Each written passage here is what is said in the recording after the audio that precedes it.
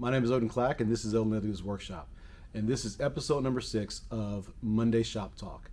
Well, we do call this Monday Shop Talk, but as you notice, it is absolutely not Monday. Again, I'm recording this late.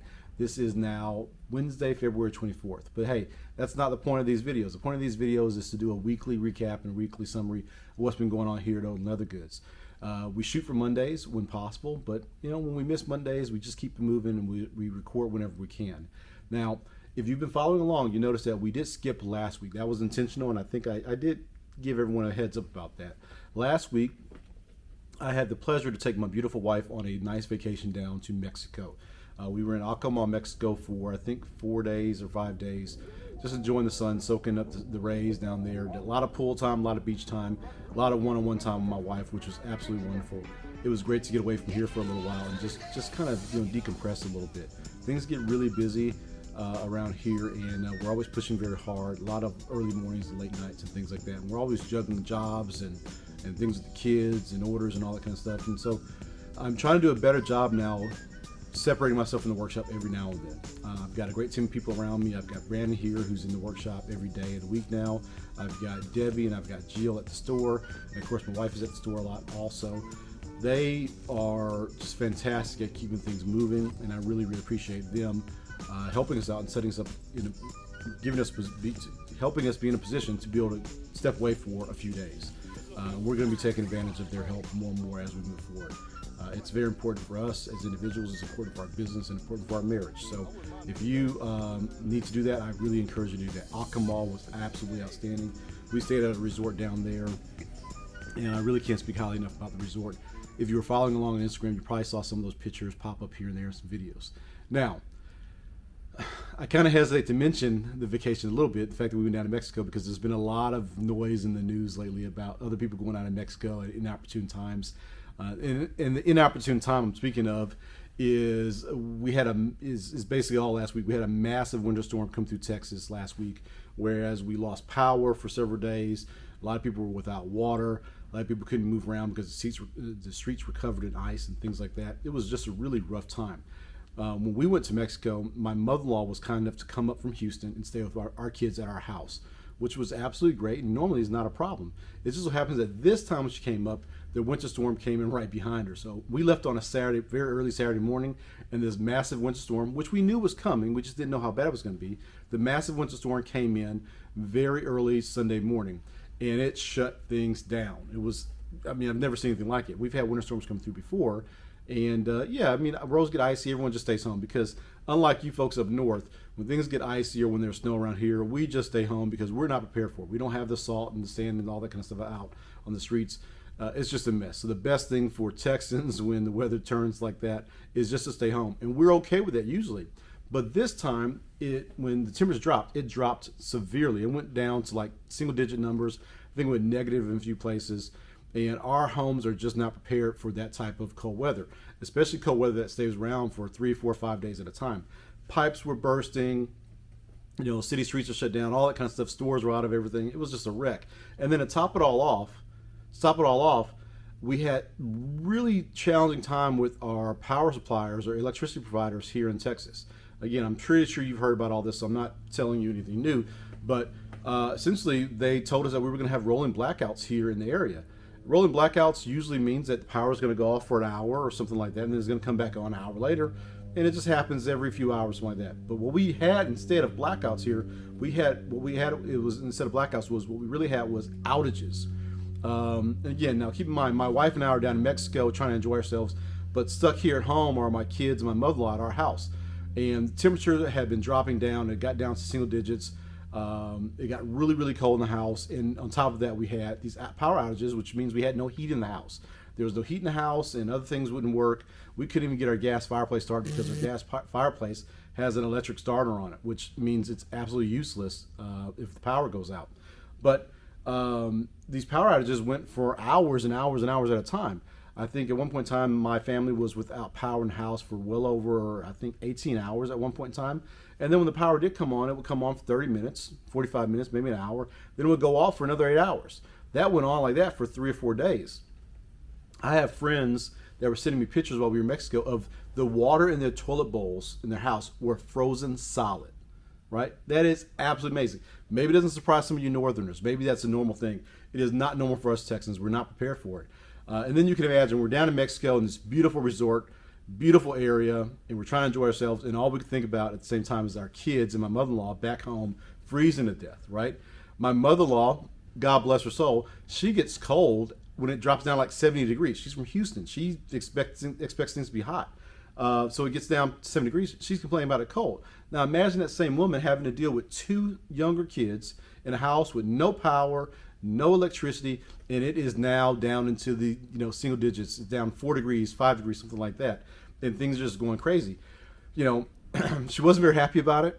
Neither would I be, but man, she did a wonderful job making sure my kiddos are taken care of, and I can't thank her enough for keeping the kids safe during this period of time, because there were literally people dying around the state from dying of cold and freezing to death, which again for you Northerners probably sounds insane, but it was actually happening. I mean, water in the house was freezing, pipes are bursting everywhere, there's no power, there's no electricity. We just weren't prepared for it. So needless to say, I'm happy all that's over. We returned home on a Thursday, and it was still very, very cold outside. The streets were an absolute mess. By Saturday, it was warming up. By Saturday, the snow was starting to melt. By Sunday, another day later, the snow was almost completely gone. By Monday, we were back up into the 70-degree weather. I think yesterday it was well over 80 degrees here in Coppell, which is, I don't know if you know where Coppell is, but it's just north of downtown Dallas, Texas. So we usually just say Dallas. But it was 80 plus degrees outside.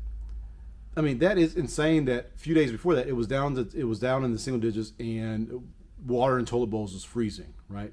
And then fast forward, it's 80 degrees outside, and the weather was absolutely beautiful.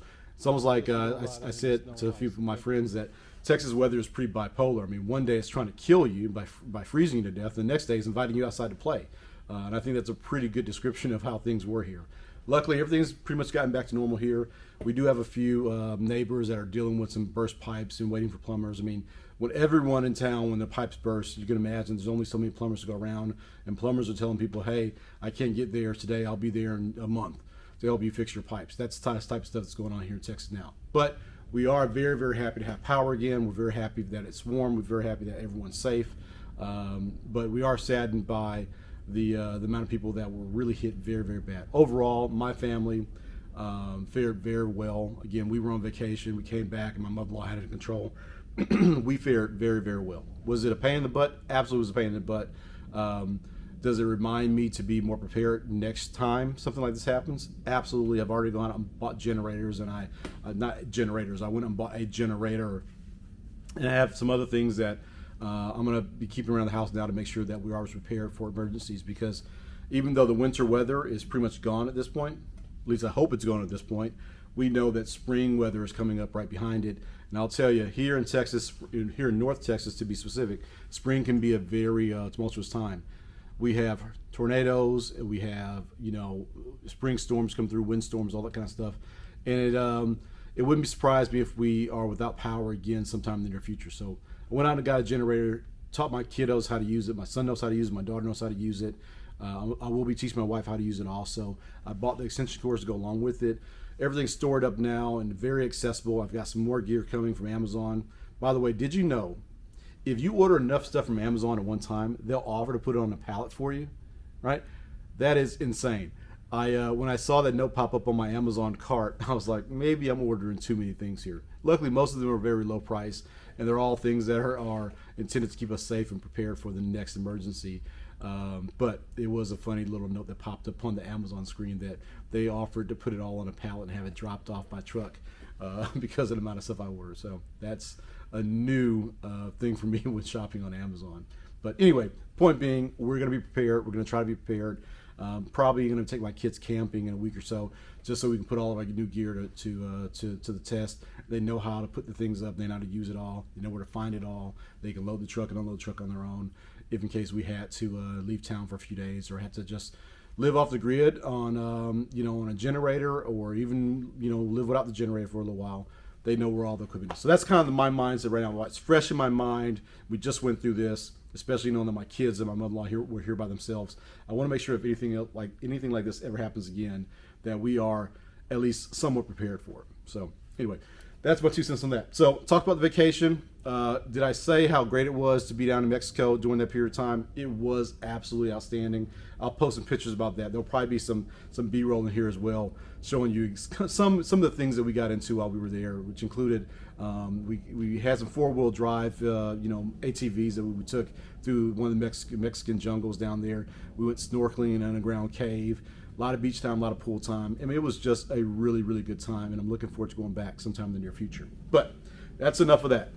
Because in the shop, this has really become a time for us to talk about, the business of running a leather goods, a brand.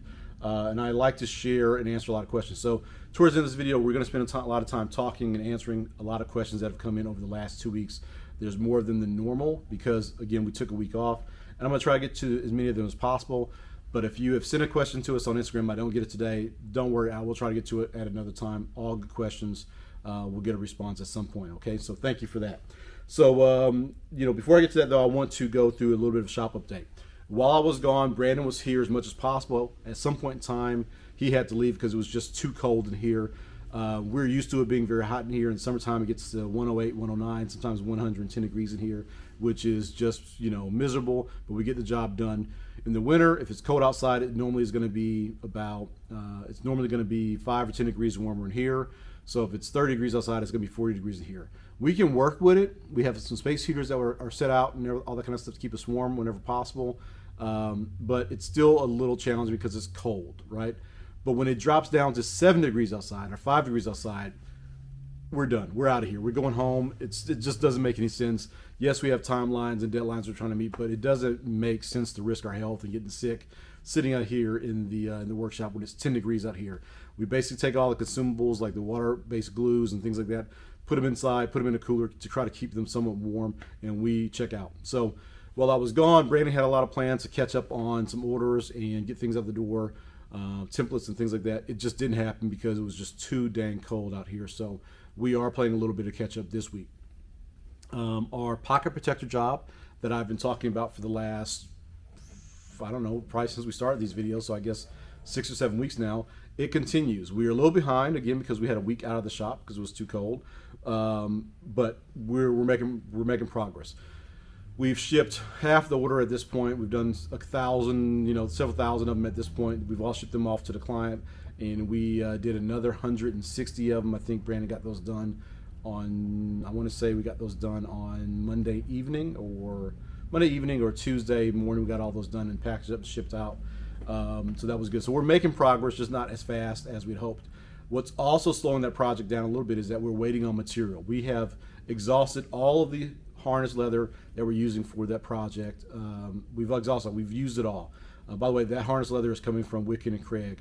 It's a beautiful material, and we really like using it. That's what we sold to the client. That's what we're going to continue to produce the pocket protectors with.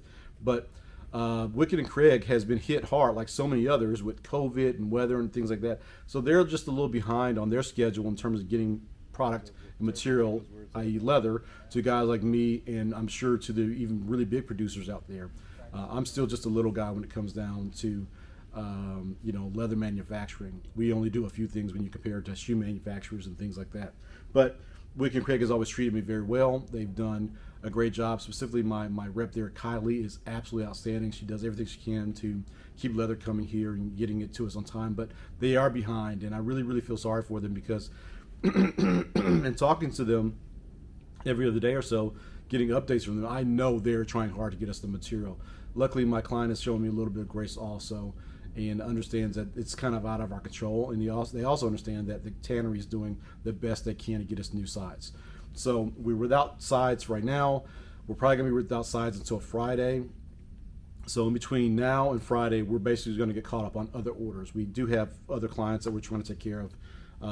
We got a bunch of coaster jobs out of the way this week. I'll post some pictures of those here as well. We got some journal covers done.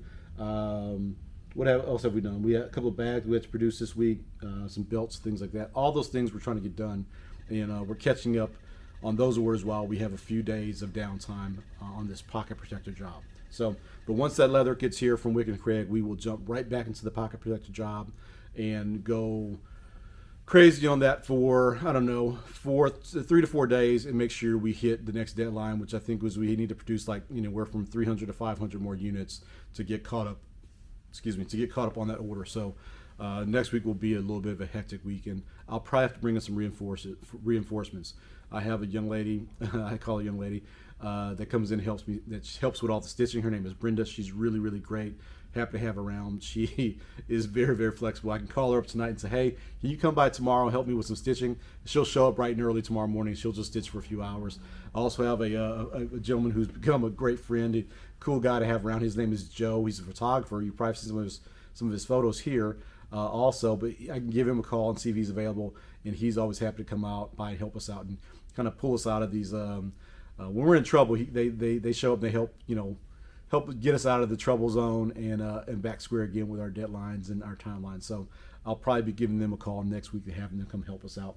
One of the things I'll do here on these videos is I want to share with you the team. Unfortunately, I usually do these videos in the evening, so they're already gone, but I'm going to try my best to get some B-roll and get some video of them talking and working throughout the day so you can see exactly what kind of contribution they give to our team here and our process. Without them, Odin Leather Goods definitely would not be growing as fast. For years, I did all this by myself, and we got it done, for the most part. But no matter how much of a hustler you are and grinder you are, at some point in time, you're going to need some help. So my encouragement to all of you is don't be like me. Don't wait too long to ask people to help you. Bring them into your operation as soon as possible when you can afford it and when it makes sense. And let them help you. Teach other people how you do certain things, and have faith and have trust that they are going to do it the same way you did. It took me a little while to get there, but it's working out very, very good for us now. And without the small team of people that we've built around us, Odin Leather Goods would be, we may still be growing, but we'd be growing a lot slower, right? And I'd be a lot tireder than I am now. I mean, I'm already working many hours as it is. You can just imagine what kind of shape I'd be in if it wasn't for having these great people around me. So teamwork is very important.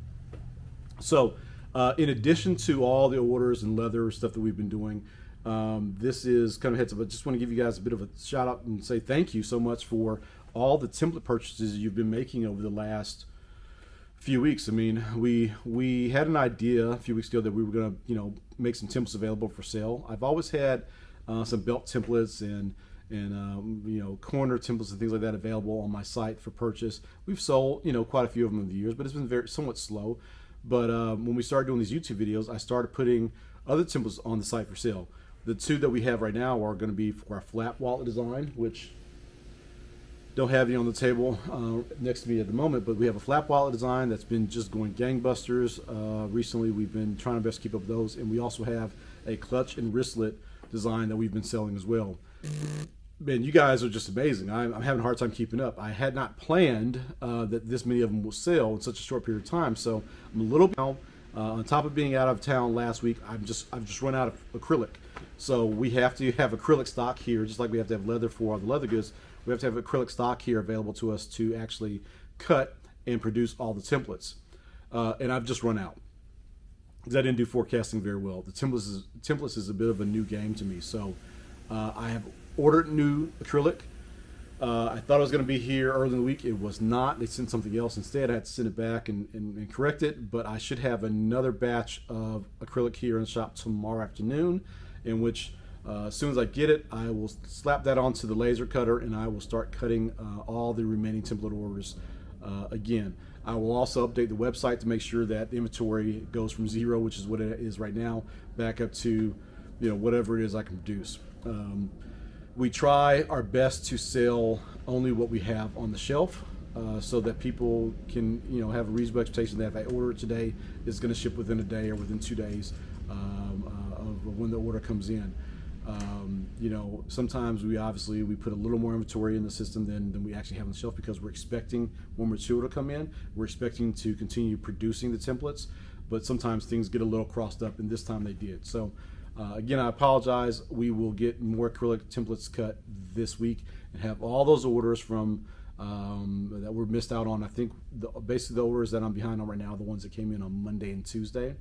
Those will have cut tomorrow, and then we'll be out of the door by Friday. Okay, so thanks again for that. Keep the template orders coming. By the way, I hadn't said this, if I had not said this before, the goal is that we are going to try to release one new template per month. One new template per month. The next template we're going to release is going to be I think it's going to be a passport wallet. And the design is actually the very first passport wallet design I've ever made.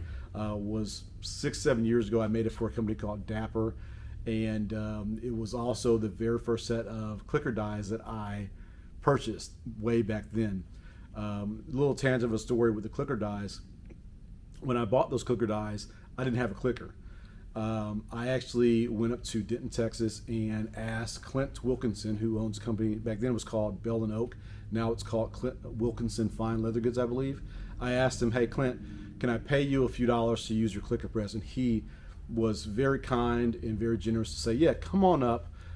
Feel free to use my clicker press for your project and get your job done.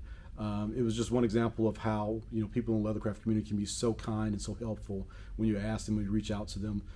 Show them a little respect and be humble when you ask them questions, and typically they give back to you very kindly. And graciously they help you out with whatever they can that's not going to harm them. And I've been very much the same way also. The reason why I'm like that with all this information is because of guys like Clint. I asked Clint questions. Clint was happy to respond with questions. He learned a lot of the leather crafting that he does now from his grandfather. So it was really great to get that information from him. Guys like Bruce Cheney, guys like Noah Marin down in Austin. They've all been very kind and gracious to give me information over the years, and so I feel it only responsible. I feel to be the only responsible thing I can do is that when people ask me questions, I try my best to give that information back out to the community also. And so I have guys come by here and gals come by here occasionally. They have clicker dies, and I'll charge them like $25 an hour or something like that, and you can get a lot of clicking done in 1 hour. To come use my clicker press, especially during times when we're working on something else and the clicker is just sitting there, So if you're in the area and you need help, when we can, we'd love to help you out. If you need to click something, give us a call. Maybe we can schedule something. It's not always possible, I'll be honest with you. Sometimes they call and we're just too busy and we can't really host anyone during that time period here in the workshop to do whatever they're going to do, clicking or stamping or whatever. But when we can, we try our best to extend those offers and extend those options to the rest of the leathercraft community that are here locally, okay? So I share that with you not to brag. What I really share that for is I want and hope that you would do the same thing to the people around you. And when other people in the leathercraft community need help, you try to do what you can and give them a helping hand.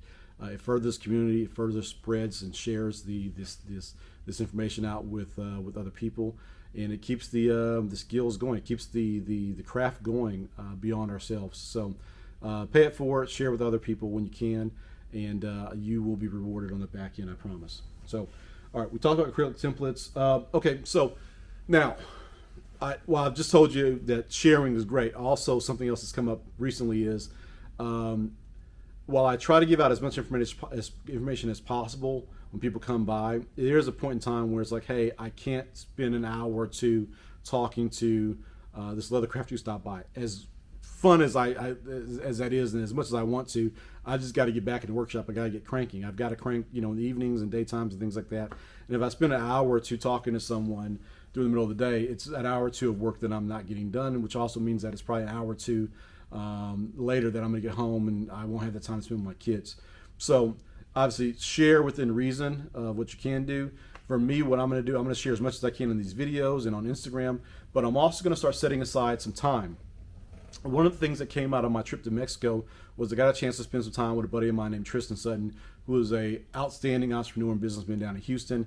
He's doing lots of things to do coaching and teaching and things like that. And he really encouraged me, and I heard what he was saying, and I believe he's right.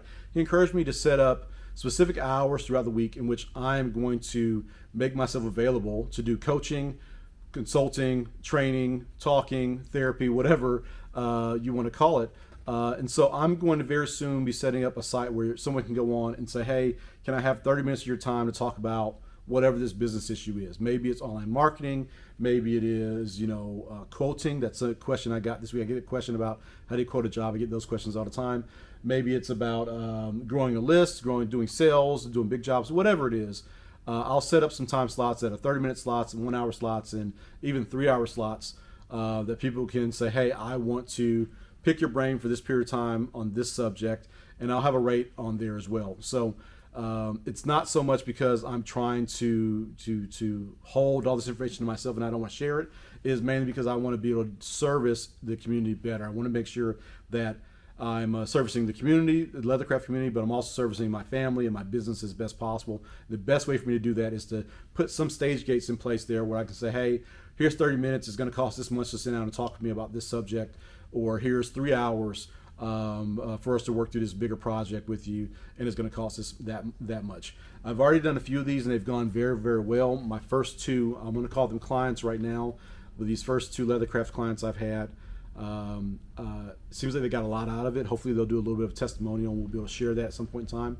But one person grabbed 30 minutes with me, another person grabbed an hour with me, and we worked through some issues.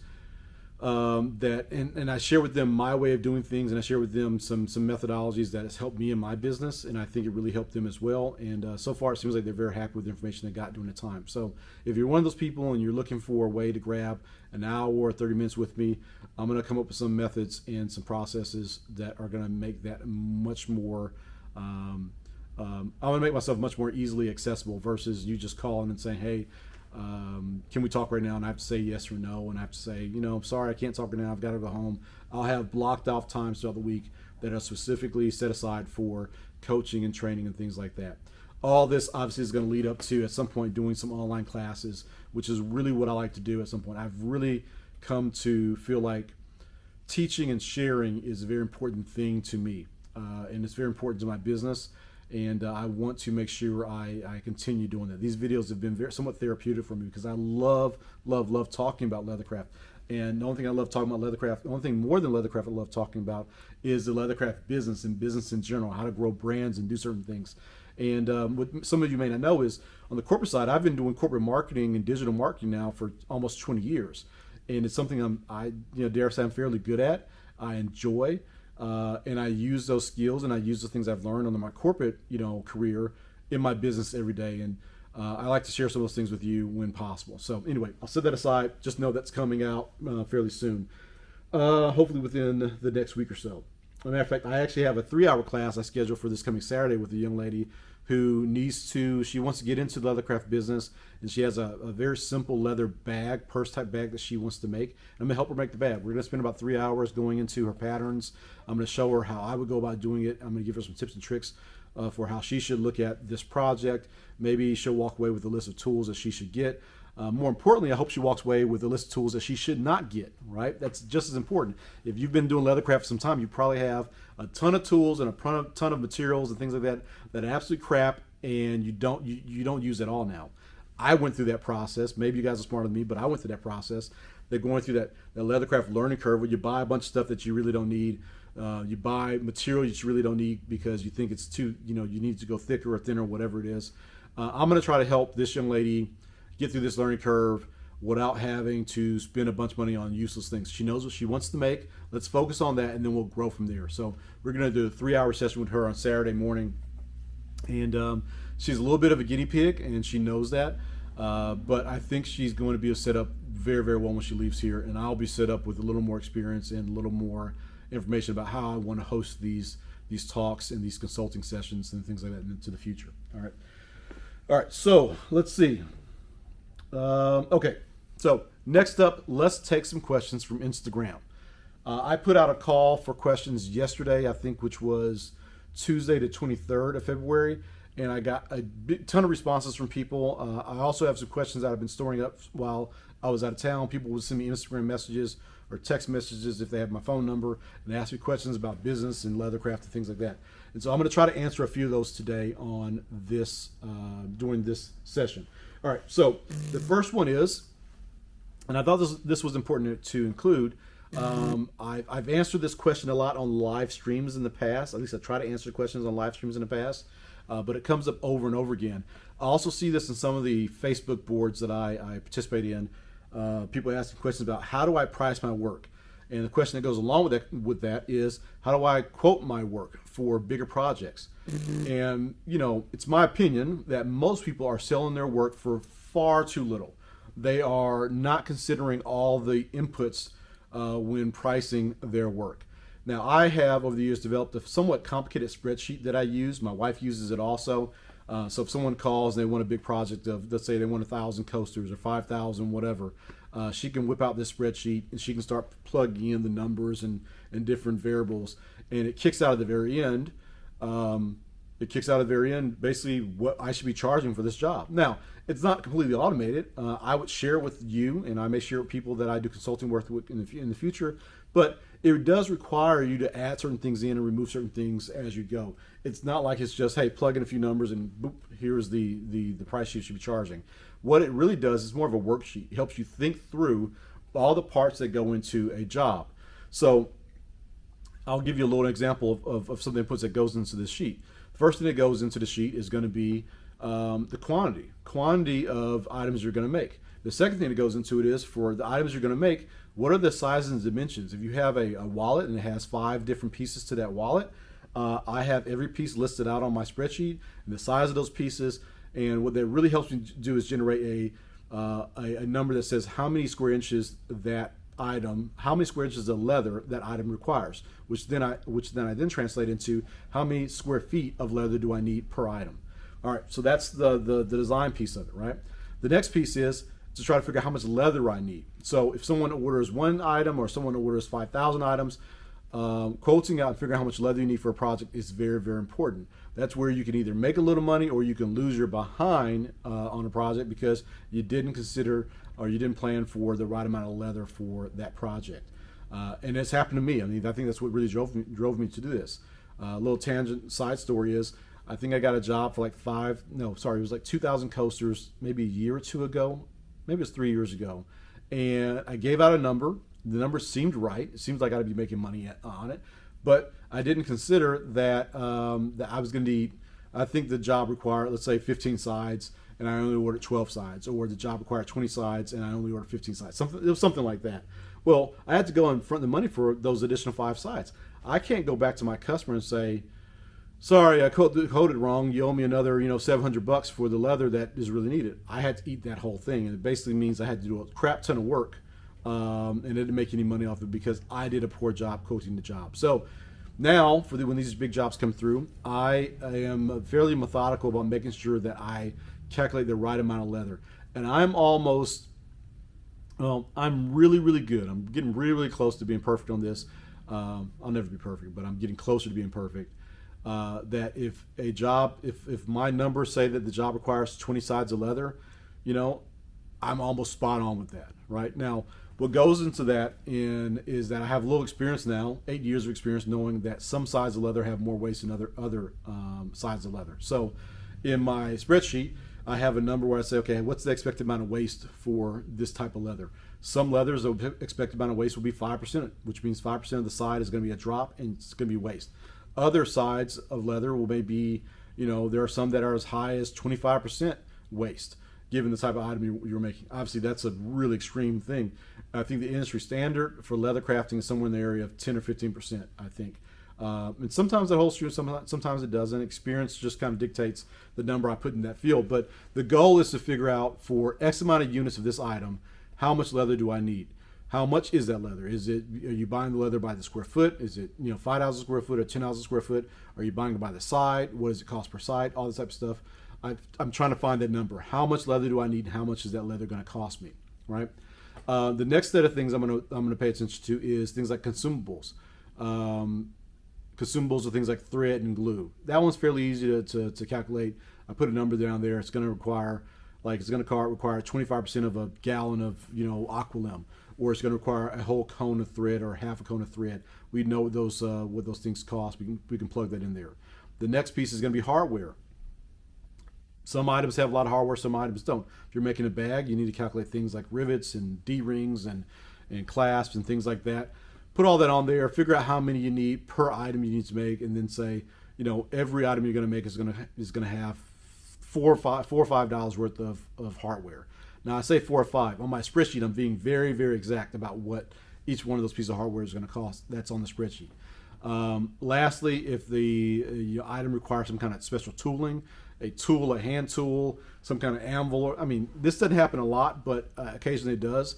what are the tools? What's the tooling that's required for me to produce this item? I put that on the spreadsheet, and then after that, the next thing is going to be stamps. If you have stamps, you're going to do kind of special stamping, the full stamping. That's on my spreadsheet as well. And I'm trying to figure out, per unit of whatever has been ordered, how much cost is in each unit. These are basically your cogs. The last thing I'm going to figure out is how much labor. This one is where people really lose their behinds. Is I'm trying to figure out how much labor goes into each one of these items. If I need to make, by the way, before I answer that question, what I've learned is it's really difficult to figure out how much labor goes into making one of anything. For someone to say, hey, how much time does it take to make one coaster? How much time does it take to make one bag? Hell, if I know, it's almost impossible for me to figure that out. What's easy for me to figure out is how many items can I make in a day, or how many items can I make in a week, right? Depending on what the item is, and then figure out the labor on that. So I never figure out how much labor goes into one bag. I figure out how many bags I can make in a week, and then say I'm going to spend 22 hours or 25 hours in the workshop this week, and then I figure out, okay, that's how many I can make an hour. But then I have a number for what I cost. I have a number for what I cost. I have a number for what my wife costs, Brandon costs, Debbie and Brenda and everyone else costs, and Jill costs. If they're going to be involved in a project, I have to include that in as a factor or a variable for costing. This is what a lot of people do, unfortunately, is though they don't include their time in their cost. They assume that the profit they make on the back end is going to cover their time. That's really a poor way of doing things. You are a tool as it relates to making something. You have to pay for that tool, just like you have to pay for the leather, you have to pay for the lights and all that kind of stuff in the building, whatever. You should include that in there. Okay, finally, that's going to leave you with a number that basically is your cogs, or cost of goods sold. Let's just say for every bag I make, the cogs on that is $80 or $85. I don't know. I'm just throwing out a number, but tells me it costs me $85 to make this one item, whatever the number comes out to be. Then I say, okay, what kind of margin do I want to get on that item, right? Do I expect a 50% margin, or do I expect a 100% margin, whatever it is? Maybe you expect less. Maybe you expect a 25% margin. That's okay. Then you add your margin on top of that. And now you've developed a number for what you could sell your item at. Really what you've developed is the minimum number you can sell your item at, because you can always sell it for more if you think the market would dictate that. But you at least know that you should not sell it for any less at that point. So, that's a really rough and quick way for me to explain how I do costing here. Hopefully it helps you out a little bit. You can develop your own spreadsheet. It's not so much important what kind of spreadsheet you use. It's more important that you take all these things into consideration, and you have a process for how you determine what goes into a project before you quote it out, so that you don't lose your butt like I have done several times in my leathercraft career on certain projects. So there's the answer to that. Very long answer, but it sounds more complicated than it really is. The goal here is just to make sure you record all your variables and inputs, and take that in consideration as you give your client a cost for whatever they're asking you to make. Okay. All right. So the next question I have here is more about. This is more like a real leathercraft, question. This person seems to be having a hard time applying edge coat after they bevel. The question was, do I have a hard time applying edge coat after I bevel? I want to say no, I don't really have a hard time applying edge coat after I bevel. It's hard for me to answer that without knowing more about your process. I don't know if you're talking more about, maybe your hands are shaky and the edge coat's going up on the edges of the leather, or top and bottom grain of the leather, something like that. I'm assuming that's what you're talking about. I don't have that problem, to be honest with you. I usually have a pretty steady hand when I'm painting edges. But also, I don't paint a lot of edges anymore. What we're doing, especially when we're doing production work, painting can be somewhat slow. We mainly use edge dye when we do our edges here. That doesn't mean I don't paint edges at all. I do. We still paint quite a few edges, but most of what we're going to be doing is going to be doing dye and not paint. So I would encourage you, if you're having a hard time controlling how the edge coat goes onto the edges, use less paint. Use less paint. You can always do multiple coats. You can do a very light coat. You can do several light coats to get up to the layering that you really want. I would say it's better to do several light coats anyway, because it dries a little differently. It's better to do light coats than it is to do heavy coats. Heavy coats, things just get all messy. I will also say, when I am doing edges or any kind of painting or something like that, when I'm done, typically there's no mess. I don't have paint running down my hands. My hands aren't all dirty and crazy when I'm doing that type of things, whether it's glue work or paint work or dye work.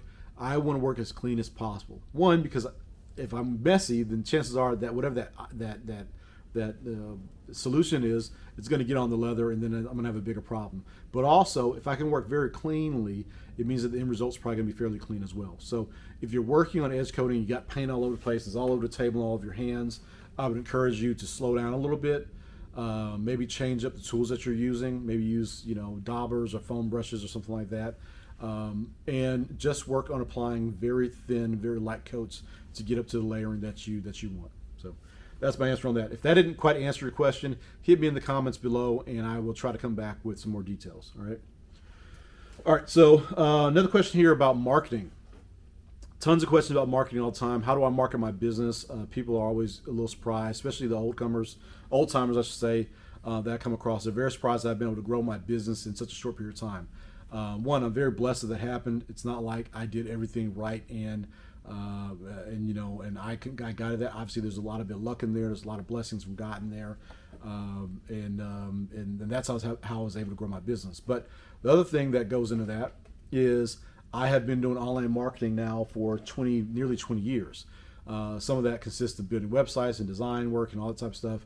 A lot of that consists on working with social media platforms.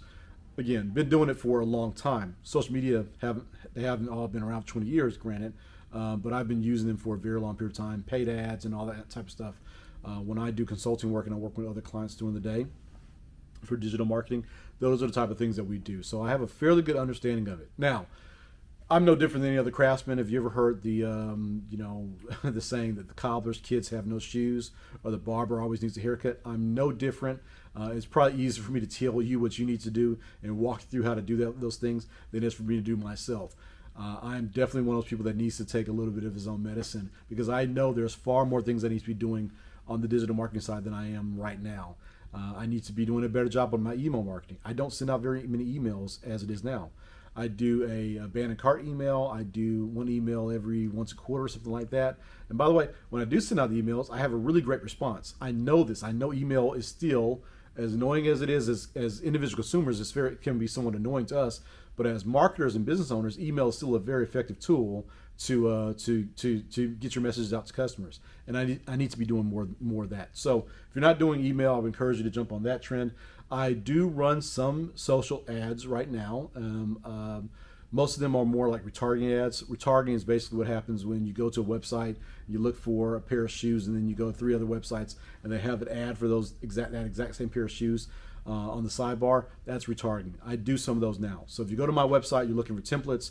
Right now, you're probably, and if you don't buy a template, you'll probably get reminded about those templates in 3 or 4 other places over the next week or two, just in case you just forgot about them. I want to remind you that those items are still available to you. That is a fairly effective way of doing things. That's about as aggressive as I get with online marketing right now. Everything else is more about content. The more content I produce on Instagram and YouTube, things like that, the more chances of my face and my brand getting out in front of people that don't know anything about me. People talk about how many followers I have online on Instagram specifically, because that's my main channel for sharing content about the business. I think we're at like 62,000 followers. That's all good and well. Some people think that's impressive. Just keep in mind, 62,000 followers aren't 62,000 customers. It's far from it. But a good portion of those followers are other leather crafters. Some of them are probably also, bots or people that had accounts that they started and they haven't looked at in 3 or 4 or 5 years, right? So the trick is to not only grow a following on these platforms, but also figure out a way to turn those followers into customers. A ton of followers doesn't mean a hill of beans if you're running a business and none of them turn into customers. So don't worry about not having followers on Facebook or Instagram. I would say you need to focus more on building a client base that's going to support you moving forward. And I obviously have done that, and I'm trying to continue to support my customers that I've had over the last 8 years, and have them keep buying from me, but also have them keep sharing about my business. That's probably the most effective way to grow your business through online marketing, is just taking the customers you do have and getting them to share and talk about you online. So, by the way, if you haven't already, please do me a favor, share this video with someone else. go to my website, share the website with someone else. Those are the type of things that help me in my business.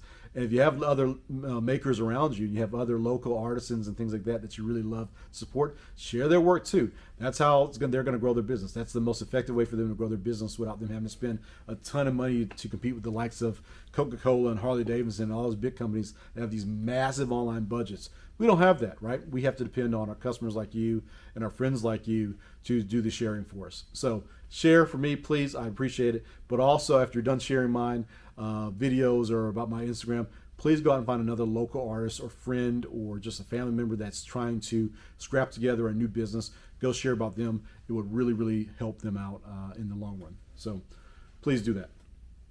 Let's see. Next question. This one was, okay, so this one is, would I be willing to share a list of helpful tools in the order in which I think you should buy them? Kind of paraphrase that question, but the gist of it is, what do I have in my shop and what's the most important thing for a new crafter to get in their shop? That alone is like its own video. So I won't spend any time talking about it today. What I will say is, this weekend, Hunter's going to be over to the workshop and we're going to try to do a full workshop tour, right? So we go through from the front door to the back door. I don't have a back door, but to the back wall, I should say. What are all the tools we have here? What do they do? What's their value to me as a business owner? What's their value to me in leathercraft? Do you need it? Do you not need it? Is it a must-have or is it a nice-to-have? We'll cover all that stuff in the shop tour video that should be coming up in the next few weeks, okay? So I'll defer that until then. All right, so next question is, what is my favorite leather? Again, if you've been following me for a long time, you know that I love vegetable tan leather. Vegetable tan leather seems to be where it's at right now. That is leather that has been tanned using vegetable matter. Depending on the tannery you go to buy the leather or the type of leather you get from that tannery, the recipes for that vegetable tan leather vary widely. The one thing that I will point out about that is if you're new to leathercraft, but even not if you're new to leathercraft, a lot of leathercraft people consider vegetable tan leather something like this color leather, right? This natural tan leather. This, in fact, is vegetable tan leather, but this isn't the only type of vegetable tan leather you can get your hands on. There's tons of different types of vegetable tan leathers out there. That is a great leather. I call that skirting. That's used to make saddles and other goods and things like that. A lot of leathercrafters just buy that and they will dye it by hand and they will oil it by hand and things like that. And if you're very like into Western style stuff, you will tool it by hand and carve and all that kind of stuff. That can be done in saddle skirting, which is a vegetable tan leather. A lot of times it comes in that natural color, but that same skirting can also come in a chestnut color, in a golden color, oak color, come in black, come in brown, comes in light brown, dark brown. It comes in all different types of colors. I love to share that with people because a lot of folks think that that's the only type of leather that they can get to do their leathercraft with, and it's just not true. There's lots of leathers available out there. Now, not only is vegetable tan leather saddle skirting, but there's also bridles, and there's also harness leathers, and there's all different types of mixtures. Of vegetable tan leather. My favorite vegetable tan leather that I like to use in my shop are really two different things. It's English bridle and harness. Now, I say those are two, but even within those two, they come in lots of different varieties and flavors. You have really waxy stuff. You have really oily stuff. You have stuff that has a lot of character in it. You have stuff that's been where the grain's been corrected. You have stuff where the grain's been uncorrected. You know, I love all of them, but by far the two types of leather that I love using here in the workshop the most is going to be English bridle and harness leather. I'll even say this, depending on where you buy that type of leather from, which tannery you come from, some tanneries I'll buy from, their harness leather looks more like their English bridle, and sometimes their English bridle looks more like another tannery's harness leather. So there's a learning curve to go through when you start buying different types of leather. But you know, if you just say, you know, I like vegetable tan leather, I think that covers a wide array of tannages and types of leather, and those tend to be where I like to operate the most. I have some chrome excel leather back there. I have some chrome tan leather and oil tan leather and things like that. They're all back there, and we do use them on different projects depending on what's going on, depending on what the customer asks for. But 80% of what we make is going to be made using a vegetable tan leather like English bridle or harness. Okay. Okay, so that answers that question. Moving on to the next one. Hand stitching secrets. Do I have any hand stitching secrets to share? I don't do as much hand stitching as I used to. I only have maybe 3 or 4 wallets that I hand stitch completely these days, and we normally do those in big batches. So we'll do like 50 of them at a time, and then we won't do them again for, for weeks or months, until they sell it, and then we'll do another batch. So I'm not one of the guys that's doing, hand stitching always. Like Salazar and Sons, I think Clint Wilkinson does a lot of hand stitching.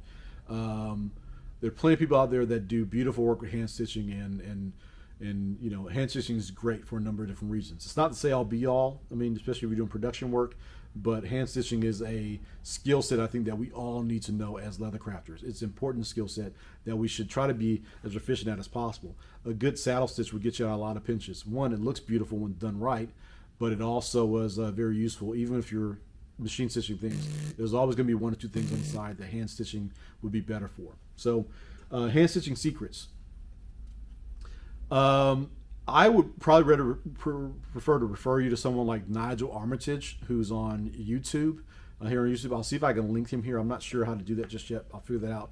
But Nigel has a whole series here on YouTube about how to do proper hand stitching, English, British style hand stitching, the saddle stitch. It's very, very detailed. So if you're looking to do a proper stitch, he has like an hour-long video on just how to do stitching. I'll give you kind of the short version of that. Short version is, for the saddle stitching technique, you want to make sure that you're using good material. You want to make sure you're using good thread. You want to make sure you're using good pricking irons. Now, when I say pricking irons, I don't mean a good pricking. When I say good pricking irons, I'm not saying that you need to go spend $1,000 on a set of pricking irons. I'm not saying that at all. You can get good work done with, economy pricking irons. I don't have really expensive pricking irons, and I think I do pretty good work. I do have some Senator Brooks pricking irons. I've seen the KS Blade Punch pricking irons. They're all beautiful. Verge Blanchard, those are all beautiful pricking irons.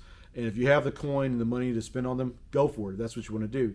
But just because you can't buy a set of, $500 or $600 pricking irons, that doesn't mean you can't do beautiful work. Use what you got and do the best work you can with that. So what you do want to use a good straight pricking irons for your work. Not necessarily expensive ones though. Now, the other thing I will share with you in terms of tips and tricks is figure out, the process, right hand, left hand, how you do that, where you hold your needles, and whatever your process is, because it can vary from person to person, do that exact same movement every single stitch. If you watch me stitch, the only thing that changes is how far my arms pull out, because obviously the length of the thread changes as you go. But I always go on I always put the needle in with my right hand. I grab it with my left hand, needle in this hand, and I put the needles together in a certain way, certain position. I pull the needle out, and then I repeat. Every movement with the hands is exactly the same. It never changes. The direction I pull my hands, some days, depending on the leather, I'll pull straight out. Some days I'll pull at an angle, up, down, whatever. But the way you start is exactly the way every single stitch in that piece needs to be done over and over and over again. The hand movements need to be the same. And I got that tip directly from Nigel Armitage in watching his videos. I never met the gentleman. I've never talked to the gentleman, but I have benefited from his videos here on YouTube immensely over the years. So I would encourage you to check those videos out. He has a whole leather class mastery thing going on where you can actually pay for some of his courses. And I actually may do that, sometime in the near future, because he is a master of what he does, and he shares a lot of information over there. So check out Nigel Armitage. I think he actually did a U.S. tour. Maybe it wasn't last year before last. He was here in the U.S. He was going all over the states, talking to leather crafters, I believe. I didn't get a chance to see him or meet him, but he's a name that a lot of the leather crafters are familiar with. So anyway, check him out. Learn how to do a proper saddle stitch. The other thing I would tell you is keep an awl close by. A lot of times, a lot of leather crafters use their pricking irons, and they use their pricking irons to go all the way through their leather. That's fine, I guess. But I think there's always a need to keep a very, very sharp awl with you. Now, that's not to be confused with. It's not to be confused with this thing. I have a ton of these. They're all over the workshop. I use these on every project. This is what's called a scratch awl, right? Scratch awls are very useful, but I also have what's called a stitching awl. A stitching awl doesn't just have a pointy end. It has basically a very long, thin blade here that you can use to go through your pricked holes in your piece, open those holes up a little bit. If you couldn't go all the way through, then the diamond-shaped stitching awl will actually go through all layers of leather, and it has to be very, very sharp. The awl blade that I like to use comes from Bob and Lee Douglas, and I think they're in Sheridan, Wyoming. They make beautiful tools. They only make a few tools, but the ones they make are beautiful. And this all blade, I wish I had it close by, I would show it to you, is polished to a mirror finish, which means that there's zero drag on it, and it is extremely sharp. I mean, it's so sharp you could go through, you can go through an inch of leather without any friction at all, and then go through your finger also at the same time. I know that's kind of gory to think about, but that's how sharp it is. You wouldn't even notice it going through your finger. Trust me, I've done it before. The blade is extremely sharp, but what it does, it helps open up those stitch holes and transfer holes from the front side to the back side very cleanly, and it helps create a beautiful saddle stitch. So check those things out. Decent pricking irons, consistent hand movements, and keep a very, very sharp stitching awl or diamond shaped stitching awl close at hand. Okay, so to add on to that, let me also mention this. If you are hand stitching a lot of things, you probably start off with this very thick thread, wax thread. Perfect, that's what you need to do. But just keep in mind, sometimes our stitching looks a little wonky because we're using the wrong size thread, the wrong size hole spacing when we're setting up our work. What I have found personally is that as the years go on, I am taking my thread size down lower and lower and lower. I used to use a really thick thread because I thought that's what I had to do. And now what I've found is if I want my work to look a little more delicate and a little more detailed and fine, the best way to do that is by using a smaller stitch spacing, right? Stitches, which is basically more stitches per inch, and using a thinner or lighter weight thread, right? So start figuring out, how does your work look if you use a thick thread? How does your work look if you use a thin thread? How does your work look if you use a wider stitch spacing or a narrow stitch spacing? All those type of things can affect your work. The stitch spacing and thread I use on a belt is going to be different than the stitch spacing and thread I use on a wallet. Same thing with bags. For things that are a little more rustic or more heavy duty and more rugged looking, I'll use a thicker thread and bigger spacing. For things that I want to look more fine and delicate, I'll use a thinner thread and thinner or smaller stitch spacing. That's also something I'll share with you there. But again, it requires a lot of playing around and going back and forth and trial and error with your work. So give it a shot and see how you like it. All right, so this will be the last question I asked for today. This was also a really, really big one, and I don't really have a clear answer for it, but I'm going to share with you the question, which is, how much money should I save before going full-time? Short answer to that is, I have no idea how much money you should save before going full-time. Each and every one of us has our own set of needs and variables and things that we deal with. Some of us have kids, some of us don't, some of us are married, some of us aren't. Some of us had corporate careers where you made 6 figures. Some of us, had careers where you made 10 figures or whatever, more or less. The amount of money you save to start your business is wholly dependent on what you require out of life and what you require to maintain your lifestyle. It's entirely possible. Maybe you were making a 6-figure. Maybe you're making $200,000 a year, and you don't mind going down to $25,000 or $30,000 a year. If you can do that, go for it. Right? The amount of money you need to save before you go full time is going to be less than someone who wants to make 6 figures and wants to keep their income levels very high or keep their lifestyle at a certain point. That's all for you to figure out. That's all dependent on you. What I will say is, this is where I would encourage you is, don't make the jump from having a day job to going full-time leathercraft too soon. The thing that I have seen a lot of people do, they're so worried about getting out of their day jobs that they're willing to sacrifice it all. And I'm not like that. I'm more risk averse. I don't like taking on a lot of risk. I've always had other jobs I've done. I've always had multiple jobs. And usually the jobs I've had are things I actually enjoy doing. My day job, something I absolutely am thrilled to do every single day. I love doing it. I love going into work. I love working with the people. I love the type of work that I was doing. I wasn't trying to escape that, right? And I'm very fortunate and blessed to have been in a position like that. I like that work. But it also means that I wasn't necessarily in a rush. I didn't feel a rush or urgency that I had to leave that job and leave that steady income alone, just go do something I'm passionate about. In this case, leathercraft. If you can get by with working 2 jobs for a period of time, or 3 jobs, 4 jobs, whatever your lifestyle requires, you can get by with doing that, do it. The only thing better than getting 1 paycheck is getting 2 paychecks. The only thing better than getting 3 paychecks or 2 paychecks is getting 3 paychecks. It doesn't matter whether you work for someone else or you work for yourself. I mean, I know the holy grail of this is that we all work for ourselves. But I tell you what, if you're not prepared to deal with customers, if you're not prepared to deal with all the work in front of the computer and emails and dealing with taxes and bookkeeping and all that kind of stuff, you're not prepared to deal with all that stuff on your own, I would say don't make the jump. I would also share with you is, it's a lot cheaper to run a business while you have a day job than it is for you to run a business when it's just you, a sole entrepreneur, sole proprietor, right? As soon as you make the switch, the tax structure changes. The things you have to spend your time on every day changes. It gets a little more complicated. And just because you find 8 more hours in your day because you're not doing a day job, just because you find 8 more hours in your day doesn't necessarily mean that you're going to get 8 more hours of productivity out of your side business or out of your leathercraft business, right? Just because you're spending 20 hours a week in your leathercraft business today and you're making, let's just say you're making, $50,000 a year, that doesn't mean that if you quit your day job, you're automatically going to make $100,000 a year because you have twice as much time. It does not work that way, right? So, am I not? Well, I encourage you to follow your passions. I encourage you to try to grow your business and do something on your own. But I also want to discourage you from jumping ship too fast. I want to discourage you from leaving comfort behind, because there's a whole lot of growth you can do in your side business and in your brand. You can do in the evenings and weekends, right? I grew most of Old Leather's growth over the years was done in the evenings after I left my day job, right?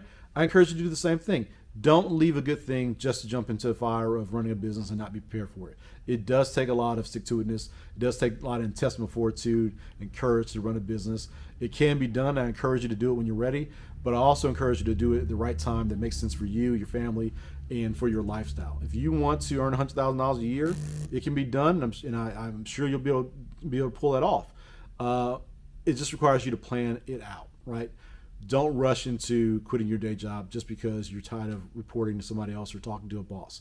Because I guarantee you, running your own business on the side, running your own personal brand and working for yourself, it's not going to necessarily get easier. You're just responsible for it all. You can't look at your boss and say, "Hey, boss, you should have done this." You can't look at your go to the HR department and say, "Hey, HR, I didn't get my check on time."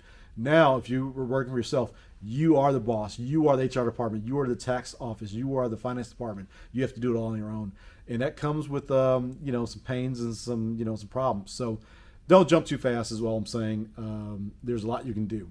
A lot of people used to ask me, how were you able to grow a business like yours as a side hustle? While you're working a day job.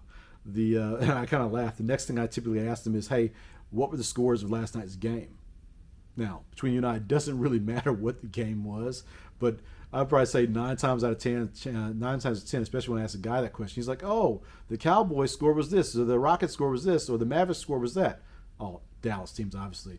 They would say, "Here's the scores, and this is what so-and-so did." And I said, "Well, if you want to know where I found time, to grow my business, that's it right there. I didn't watch the game last night. There's nothing wrong with watching the game. There's nothing wrong with relaxing. There's nothing wrong with enjoying yourself and kicking back and drinking a beer. But, if you're looking for time to grow your business, there's plenty of time out there for you to use. There's plenty of time out there for you to hustle up and grow your business all while working a day job and maintaining the security of a steady paycheck. For some of us, we work day jobs, and that was a side hustle. Think about it like this. Your day job is your side hustle. Your day job is what is going to finance your passion. And then your real job starts at 5 o'clock or 6 p.m. when you go outside to your garage, you go outside to your workshop, and you start working on things that you're passionate about, right? Just flip it, right? Think about it like, your passion is your real job. That's what you're trying to grow. And your day job is your side hustle. It just helps finance your passion. You just do one before the other. Doesn't really matter, right? So anyway, that's my advice to you. Hopefully it helps some of you. Some of you are probably going to say, "This dude's crazy." Others of you, maybe it connects to you and resonates with you very well, and it helps you out. And for those people, I encourage you to keep going, keep working hard at night, keep working hard on the weekends, and use the security of your day job to your benefit. That's probably the best way to summarize that little bit of rant. So, all right, that's it. That's all I got today. This is like an hour plus long video, so I apologize for being long-winded, but we had a lot to get in on this video because I missed last week. I won't rehash everything we talked about here because you heard it already, but what I will say is I appreciate you. I appreciate you checking out these videos every week. I greatly appreciate you sharing these and helping me grow this YouTube channel. We have more videos coming. We're going to do a shop tour very soon. Lots of great things coming for 2021. and I'm looking forward to taking you along the ride with me. If you don't mind, like the channel, share the channel, subscribe to the channel if you get a chance. And if you're inclined, because you like the type of content we're talking about, hit the little bell icon. I don't know where it is. It's somewhere around here. Hit the bell icon so you'll be notified the next time I do this video. If you don't hit the bell icon, just know that we're going to do these videos, these shop videos, at least once a week. Hopefully we'll get them up. Hopefully we'll record them on a Monday. Hopefully we'll get them up by Tuesday or Wednesday. But if not, I'll get them up whenever I can. But there will be at least one video per week moving forward. Okay? Thanks again for all your help and support. I appreciate it. And we will talk to you next time. All right? Bye.